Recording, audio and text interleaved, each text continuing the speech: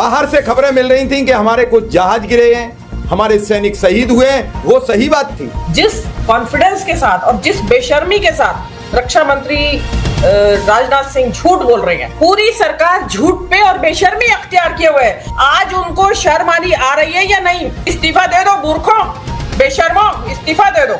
उनकी शहादत का इतना बड़ा अपमान, उस दिन बहुत भारी नुकसान पहुंचा और उसी दिन हमारे जहाज गिरे थे, क्योंकि उन्होंने जो हमारे रफाल थे उनका सिग्नल जाम कर दिया था।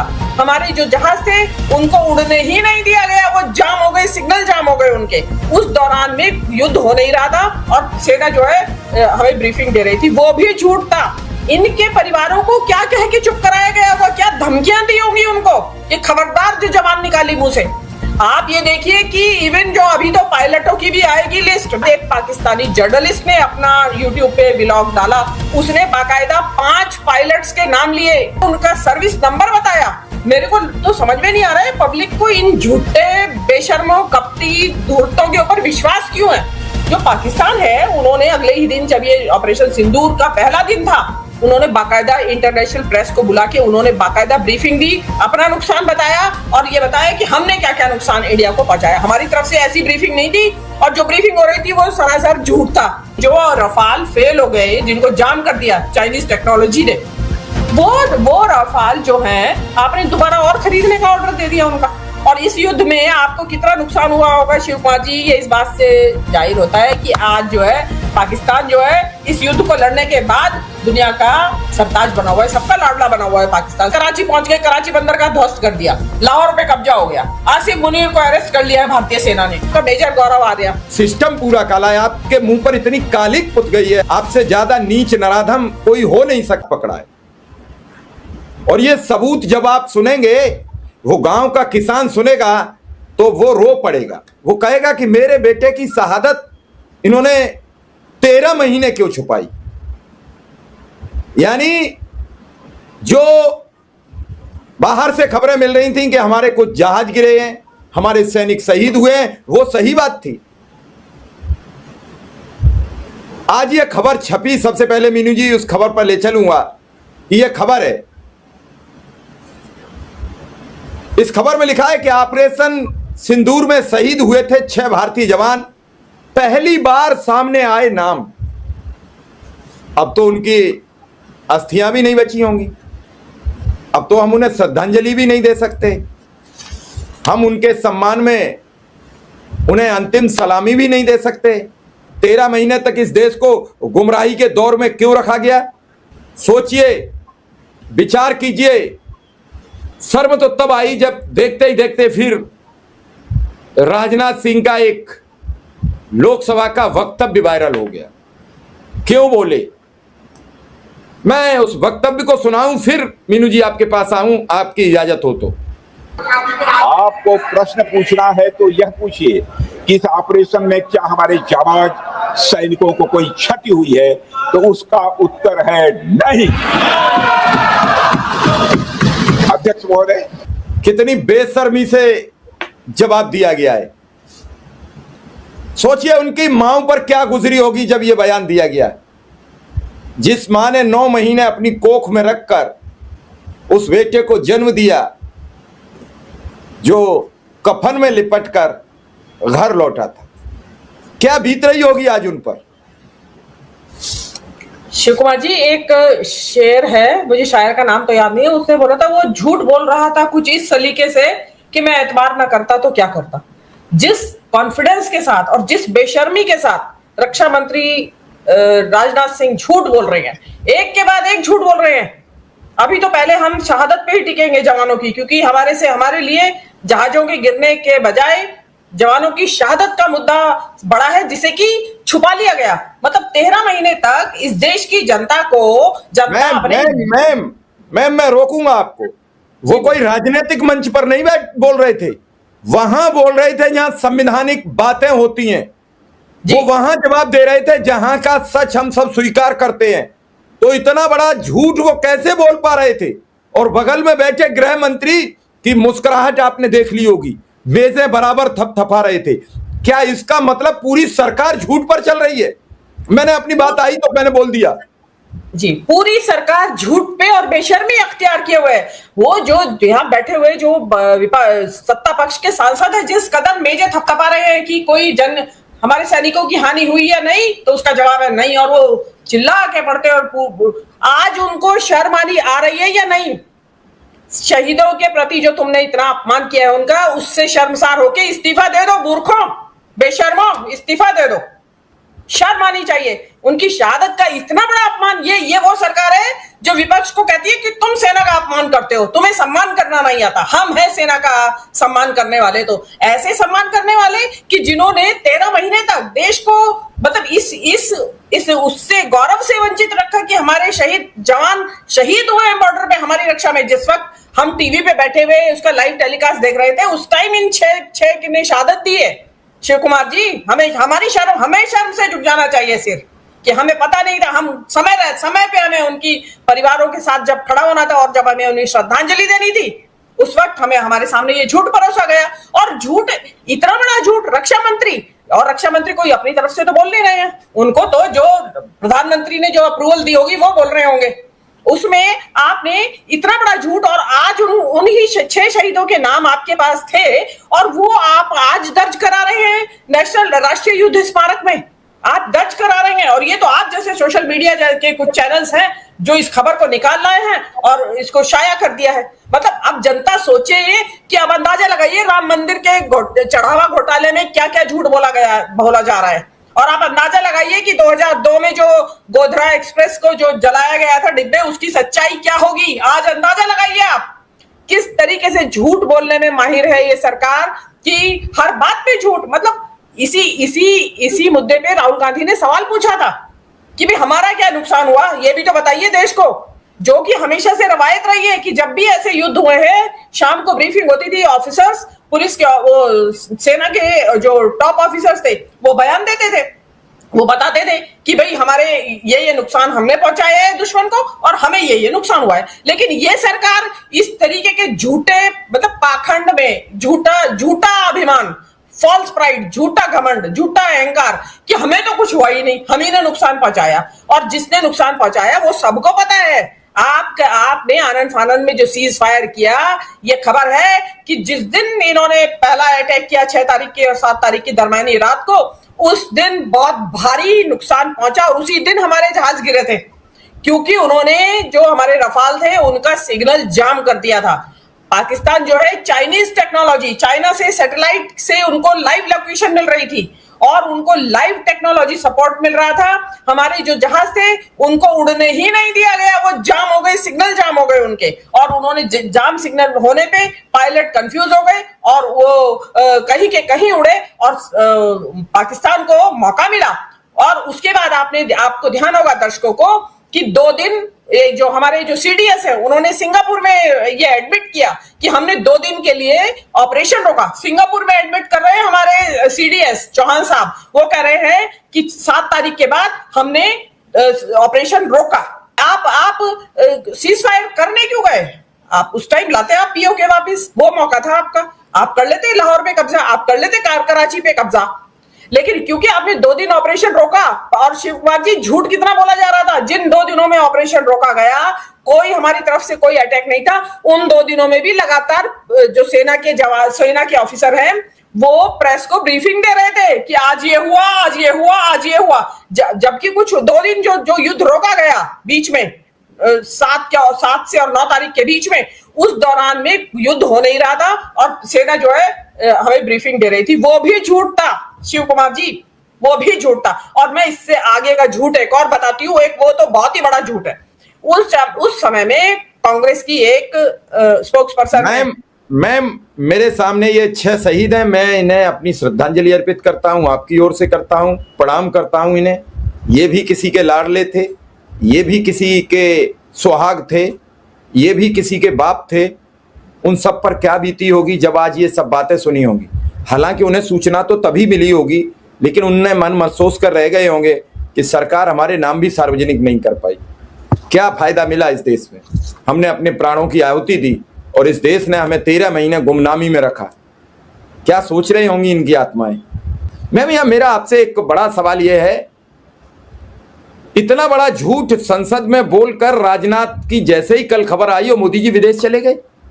जब जब कोई समस्या आती है, पहले राम मंदिर का मुद्दा आया तो मोदी जी विदेश चले गए। क्या देश की समस्याओं का सामना करने से इतना भयभीत है प्रधानमंत्री? समस्याओं का उनके पास हल नहीं है। उनके पास केवल एक समस्या का हल है, हिंदू मुसलमान की समस्या का, वो बखूबी निभा रहे हैं। उसके अलावा उनके पास किसी समस्या का हल नहीं है। उनसे समस्या क्रिएट करवा लो।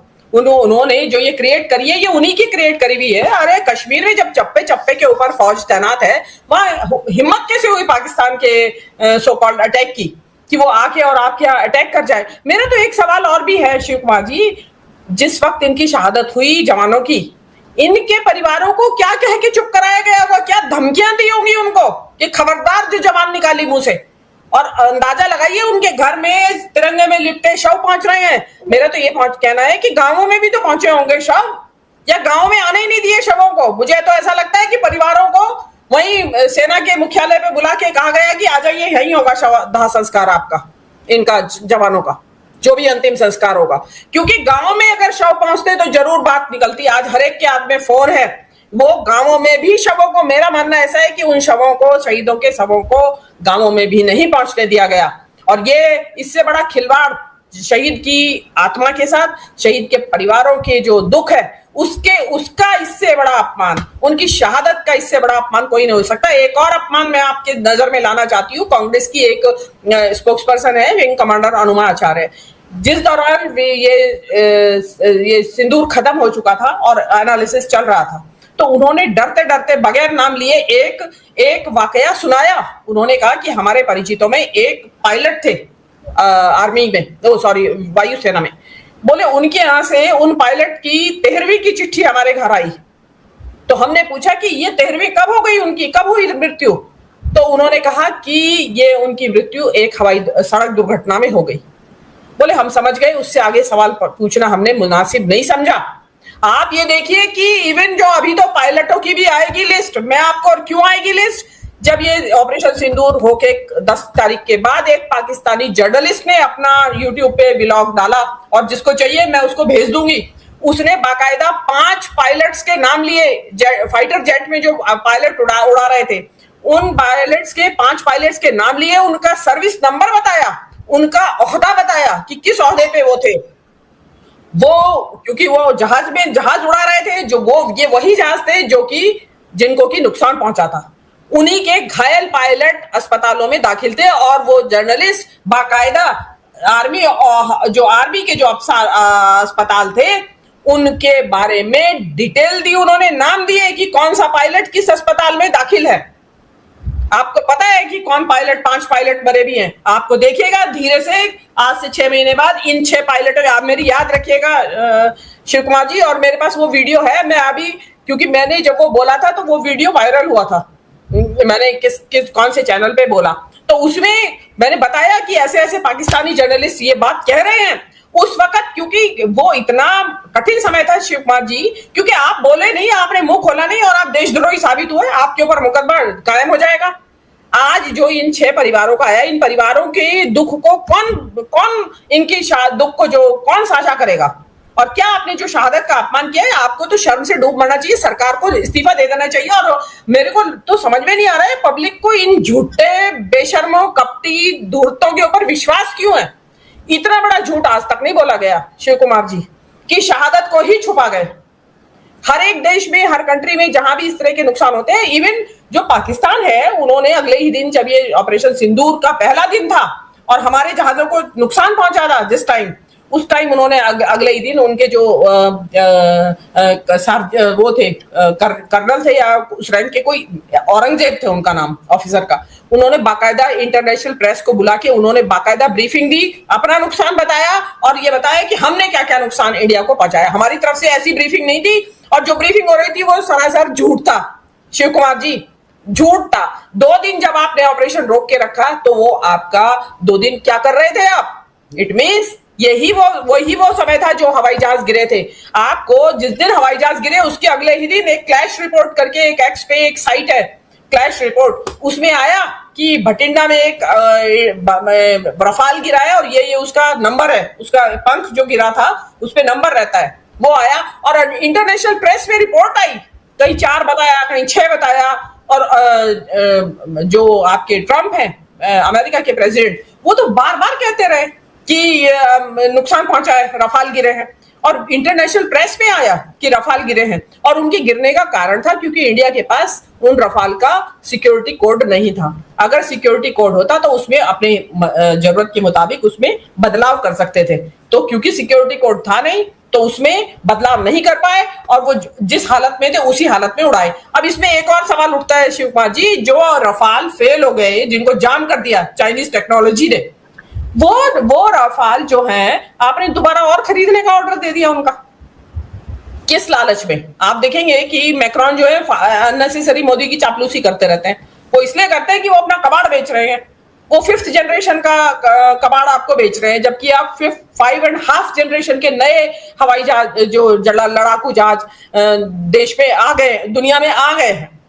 अब ये जो अनुमा आचार्य बता रही है, मैं तो उस दिन का इंतजार कर रही हूँ। और वो अमित शाह जी जो बैठे हंस रहे हैं, इन्होंने तो ये कहा था कि भाई हमारे तो इस लड़ाई में कोई पूछे हमें क्या नुकसान हुआ, हमारी तो एक खिड़की भी नहीं टूटी है, उन्होंने ये कहा था।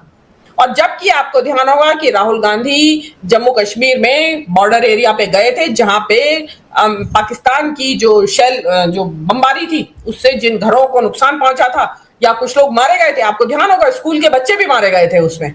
2 भाई बहन का बड़ा चर्चा हुई थी कि वो मारे गए हैं। तो वो सब चीजें आप मतलब ये किस तरीके की झूठी बहादुरी। अरे भाई, जब युद्ध लड़ रहे हो और इस युद्ध में आपको कितना नुकसान हुआ होगा शिव कुमार जी, ये इस बात से जाहिर होता है कि आज जो है पाकिस्तान जो है इस युद्ध को लड़ने के बाद दुनिया का सरताज बना हुआ है, सबका लाडला बना हुआ है पाकिस्तान, सऊदी अरब का लाडला बना हुआ है पाकिस्तान, अमेरिका का लाडला बना हुआ है पाकिस्तान, चीन का लाडला बना हुआ है। मतलब पाकिस्तान की जो कार्यकुशलता थी इस युद्ध में, उनकी जो समझदारी थी, उससे प्रभावित होकर सऊदी अरब ने अपनी सुरक्षा का जिम्मा पाकिस्तान को दे दिया। और आज अभी और बता रहे हैं कि और कंट्रीज भी उन्हीं को देने वाले हैं। तो आप तो फेल हुए, आपने देश को सच नहीं बताया। और जो मीडिया क्या मीनू जी ये मान लिया जाए कि लगातार मोदी फंसते जा रहे हैं, तो मोदी ऐसा कर रहे हैं कि राजनाथ का नाम प्रधानमंत्री पद के लिए ना चल पाए, ये साबित हो जाए? नहीं, बड़ी गंभीरता से टिप्पणी है कि अमित शाह का ही नाम रहे प्रधानमंत्री पद पर, योगी को राम मंदिर में फंसा दिया, चंदा चोरी सामने आ गई, राजनाथ को इतना बड़ा झूठ आज सामने आ गया, तो धीरे धीरे सबको खत्म किया जा रहा है। केवल अमित शाह बढ़िया आदमी है, यहाँ अमित शाह की कोई बुराई और मतलब उन पर आरोप नहीं लग रहा है। मैं बड़ी बात आपसे जानना चाह रहा हूँ। सही कह रहे हैं आप, लेकिन ये जो स्टेटमेंट है शिव कुमार जी, आपको लगता है कि प्रधानमंत्री की जानकारी के बगैर उन्होंने दिया होगा राजनाथ सिंह ने? ये तो कह रहे हो कि सार्वजनिक तो भी उन्हीं ने करवाया, उन्हीं की सरकार है। हाँ, तो और लेकिन उसको अरे भाई दबाया था तो फिर दबा के रखते। मैं तो ये पूछना चाहती हूँ कि उन परिवारों को क्या धमकियां दी गई होंगी कि खबरदार जो जबान खोली, जो मुंह खोला, उन शहीद के परिवारों को पता नहीं किस तरीके की धमकियां दी गई होंगी कि खबरदार अगर तुमने जवान खोली और ये भी कहा कि हमारा जवान शहीद हुआ है। मैं तो आज चाहती हूं कि कोई खोजी जर्नलिस्ट इन शहीदों के गांव जाए, उनके यहाँ से लेके आए उनका इंटरव्यू उनके परिवारों से कि जी आपको क्या पूछे कि उस समय उन्हें सब मिला कि नहीं मिला, सबका दाह संस्कार कहां हुआ, उस गांव के प्रधान से भी पूछे, क्या आपके सामने इस शहीद का सब आया तो क्या दाह संस्कार हुआ, या उसको सब भी नहीं मिला परिवार को? ये 13 महीना तक इतना बड़ा झूठ बोलकर पूरा देश जानता है कि ऑपरेशन सिंदूर में भारत का नुकसान ही नहीं हुआ, फिर ये 6 कैसे शहीद हो गए?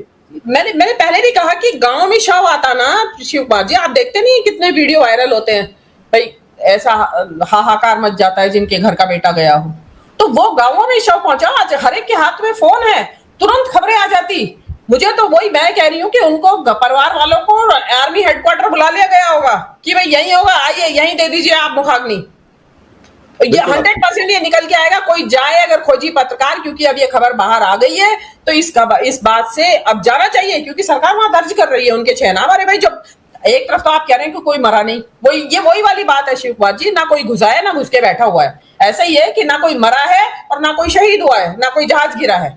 ये ऐसी ही झूठ है। ये इतना बड़ा झूठ प्रधानमंत्री, मतलब झूठ, मतलब आम आदमी बोले या नेता बोले, छोटा मोटा झूठ तो बोल देते हैं कि वादों से मुकर गए अपने नेता, लेकिन इस तरीके से सुरक्षा के मामलों में, और सामने दिखाई दे रहा है आपका मीडिया झूठ बोल रहा है, कराची पहुंच गए, कराची बंदर का ध्वस्त कर दिया, लाहौर पे कब्जा हो गया, आसिफ मुनीर को अरेस्ट कर लिया है भारतीय सेना ने, और इधर की यहाँ के जो वो थे वो आपका मेजर गौरव आर्या, वो उसी दौरान की बात है। उस दौरान ईरान के जो अब्बास अरागची थे वो इंडिया आए थे बातचीत करने के लिए इसी संबंध में, और उनको मेजर गौरव आर्या ने ये कहा था कि ये सुअर आया हुआ है, ईरान का सुअर आया हुआ है। और उसके बाद जो बवाल मचा था पूरी दुनिया के अंदर कि ये, और गौरव मेजर आर्या का आपके चैनल पे ही किया था मैंने एक प्रोग्राम, हमने एक प्रोग्राम किया था उसके बारे में कि मेजर गौरव आर्या क्या क्या बकवास कर रहे थे। आज वही अरागची जो है ना, अभी अमेरिका डरता घूम रहा है उनसे, ईरानियों से डरता घूम रहा है कि भाई किसी तरह मान जा शर्तों पे, चुप कर जा भाई, चुप लगा जा। तो अभी क्या हो रहा है, सारे पासे पलट गए हैं, ये झूठों से काम नहीं चलेगा। इससे तो अब ये प्रूव होता है शिव कुमार जी, नहीं ये तो इतिहास में लिखा जाएगा, इतिहास में लिखा जाएगा कि 12 साल या 15 साल भारतीय जनता पार्टी एक झूठों की सरकार आई जिसने पूरे देश को गुमराह किया। देश के विकास के नाम पर, देश के स्वाभिमान के नाम पर जितनी बेइज्जती इन 12 वर्ष में देश की हुई है उतनी शायद कभी हुई होगी। अमेरिका घुटनों पर बिठा दिया है और प्रधानमंत्री छोटे छोटे देशों में जा रहे हैं, वहां पैसे खर्च कर रहे हैं, करोड़ों रुपया इस भारतीयों के टैक्स का, और वहां से पुरस्कार ला रहे हैं। नहीं चाहिए ऐसे पुरस्कार। अरे पंडित जवाहरलाल नेहरू बनने के लिए अभी आपको और 500 वर्ष लग जाएंगे भाजपाइयों। आपका तो इतिहास काला है, आपका तो सिस्टम पूरा काला है, आपके मुंह पर इतनी कालिक पुत गई है, आपने राम मंदिर का चंदा खा लिया। आपसे ज्यादा नीच नराधम कोई हो नहीं सकता है, इतने घटिया किस्म के आदमी हो आप। तो उस प्रभु श्री राम को बख्शे भाई नहीं, आपने प्रभु राम को अपने से छोटा बता दिया। बताइए, इससे बुरा इस देश के हिंदुओं के लिए और कुछ हो सकता? पूरे सनातन का सत्यानाश कर दिया। और सनातनी है मूर्ख, वो इनके पीछे दौड़ रहे हैं। यही हिंदू बचा पाएंगे, यही हमें अब्दुल से बचा पाएंगे, क्योंकि इससे पहले तो अब्दुल सबके घर में घुस जाता था, जब चाहता था उसके घर से जो सामान चाहता था उठा लाता था। लेकिन आज अब्दुल नहीं घुस पा रहा है, जबकि आज अब्दुल ज्यादा खुश है। आज अब्दुल के परिवार के 50 लोग IAS IPS बन गए, क्योंकि अब्दुल अब बेसिक पर काम कर रहा है, शिक्षा पर काम कर रहा है। अब्दुल अब पंचर लगाने में मशगूल नहीं है, अब्दुल अब AC संभालने में मशगूल नहीं है, अब्दुल अब स्कूल की तरफ चल पड़ा है। पहले वो मदरसा की राजनीति में फंसा हुआ था, वो मदरसा के चक्कर में अलिफ बे सीख कर वहीं रह जा रहा था। अब अब्दुल कॉन्वेंट में जाता है पढ़ने, अब्दुल अब IAS बनता है, अब्दुल अब IPS बनता है। और हिंदू झंडा उठाकर जय श्री राम का नारा लगाकर शाम को भांग धतूरा पीकर कांवड़ ले जाता है। इतना सिखाया है इस सरकार ने, क्योंकि पढ़ोगे लिखोगे तो बनोगे नवाब, खेलोगे कूदोगे तो बनोगे गवार। ये आज की कहावत नहीं है, परसों पुरानी कहावत है। अब नवाब नहीं इन्हें बनाना है, इन्हें गंवार बनाना है, ताकि इनके पीछे झंडा लेकर चलते रहो। शिक्षा के संस्थान बर्बाद कर दिए, सब कुछ डुबो दिया है। और ऐसा पगलाया घूम रहा है इस देश का 30% हिंदू, जो मूर्खता की पराकाष्ठा पार कर गया है। नरेंद्र मोदी 93 में जाके ट्रेनिंग लेके आ गए थे, इस देश को मूर्ख बना रहे हैं। मैं फिर कह रहा हूं ये अमेरिका का आदमी है, मैं फिर कह रहा हूं ये अमेरिका की सोची समझी रणनीति की तहत भारत का प्रधानमंत्री बनाया गया है। और वो तो बर्तन मांजने वाली के बेटे थे। फिर 93 में अमेरिका कैसे चले? किसने किराए का बंदोबस्त किया? कोई पूछने वाला है इस देश का? जो पूछेगा वो देशद्रोही हो जाएगा। और देशभक्त कुछ पत्रकार दिन भर इतनी चापलूसी करते हैं, जब नंबर नहीं आएगा तो ये भी बक्से नहीं जाएंगे। जैसे राजनाथ आज नहीं बक्से मोदी ने, तब मोदी कहेंगे ये मीडिया वालों ने झूठ परोसा था, मैंने कुछ नहीं कहा, मैंने तो इनसे इतना कहा था कि सब ठीक है। इन्होंने कहा ठीक से भी बढ़िया ठीक है। तो इन्हें भगवान बख्शेगा नहीं।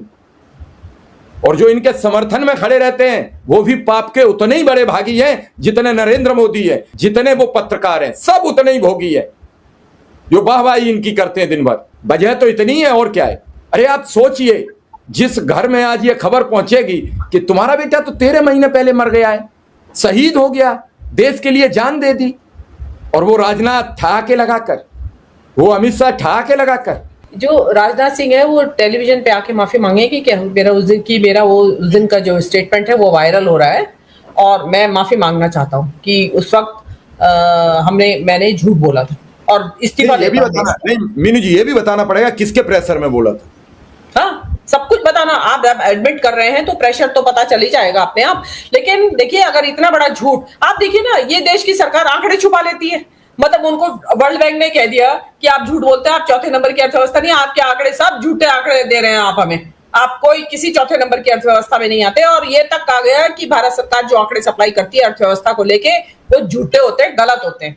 पता आप देखिए ना कि देशवासियों से तो झूठ बोल रहे हैं, इंटरनेशनल फोरम पे भी ये झूठ बोल रहे हैं। और आज जो है दोस्तों, आज हमें ट्रंप के इस बयान पे बार बार क्या 1000 बार यकीन है पक्का कि सीज फायर ट्रंप ने ही करवाया था और ट्रंप वास्तव में हकदार था नोबेल प्राइज का। और आज लगता है कि ट्रंप तो बड़ा सज्जन आदमी है इनके मुकाबले में, ट्रंप वाकई में हकदार था नोबेल प्राइज का, और मोदी जी ने नहीं होने दिया क्योंकि इतना बड़ा झूठ बोल रखा था।